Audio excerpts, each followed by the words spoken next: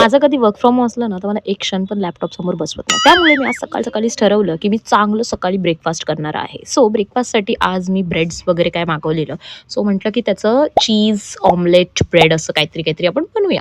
So एक basic fry pan घेऊन दोन्ही ब्रेडचे स्लाइसेस आपल्याला बटरमध्ये चांगले टोस्ट करून घ्यायचे आहेत. आता हे मैदा वगैरेचे ब्रेड नाही आहेत, मल्टीग्रेन ब्रेड्स आहेत. सो आपण हेल्दी ब्रेकफास्ट बनवतोय. त्यानंतर मी चीज स्प्रेड घेतला आहे अमूलचं आणि तो छान ब्रेडवरती लावून घेतला आहे.